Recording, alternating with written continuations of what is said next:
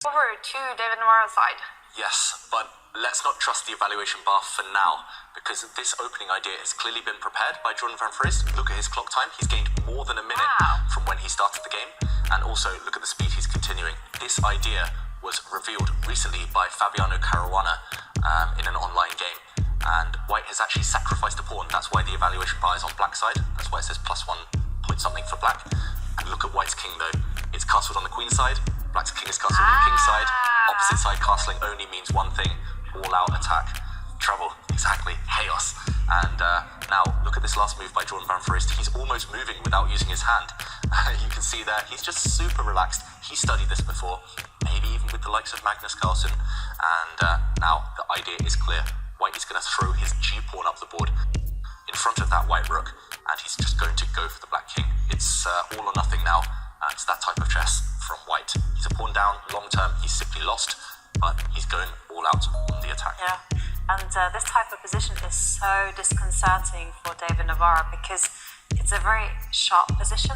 That's the first thing. Second thing, Jorden is just blitzing out the moves, so he's in his preparation, and the question is, do you play the most natural move? And this move that David Navara's played is not the most natural move. It would have been way more natural just to stop that pawn from advancing. And here it comes. It's a pawn storm. That pawn, the g-pawn, is about to march one square forward and start opening some lines. And remember, when you are attacking the king, you want to open up those lines. Why? Because you want to have open area so that the pieces can hop in and create those mating threats. In all honesty, I would be absolutely terrified here as black. This is, I mean, I love chess. I've been playing for 25 years, but this would be one of the most scary opening positions I would have ever faced. And I can't imagine Navara. I mean, he looks super calm, but he's facing not just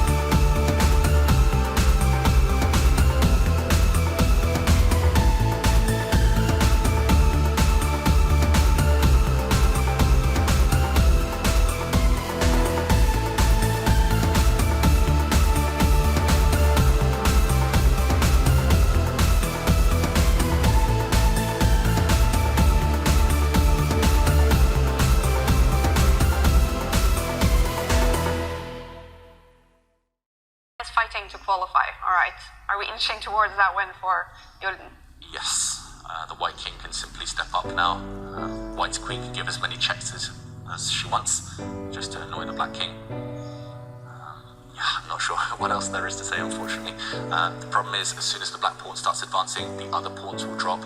White's king, once it joins the battle, will start kind of forcing the black king back, until the back rank, and there will be checkmating ideas later. The queen just has too many checks at its disposal. There we go, the king advances, and if black's central pawn marches down with a check, the pawn next to it drops off. So, not too much hope left for Navara. He runs away with the king, and now white's king is going to occupy the central square. There we go, blocking the black pawns, and it's a matter of time before the black pawns start to drop. The black rook is overworked, trying to defend everything. Alright, well, as we see a few more moves in this game, Kiddo, I wanted to ask you, because I see some questions on social media as well. UNICEF is obviously working other places as well, not only Ukraine. What is happening to the work in other countries? How many other places is UNICEF putting up work? Because, of course, people, other places in the world need help as well. We work all over the world. Yeah. And for the last couple of years, we have worked with for the last year, we worked with to vaccinate against COVID-19. Because UNICEF is the largest vaccinator in the world. Wow. And so UNICEF has taken the role of bringing out all the COVID-19 vaccines on behalf of this international collaboration called COVAX. I heard about it. So the aim is to deliver 2.5 billion vaccines. But it is taking time. I mean, there are a lot of poor countries where we still haven't reached more than 10%. Because it is logistically very complicated, and also it's very costly. So we also need more funding into that system. Yeah. So, but slowly, that's also going ahead.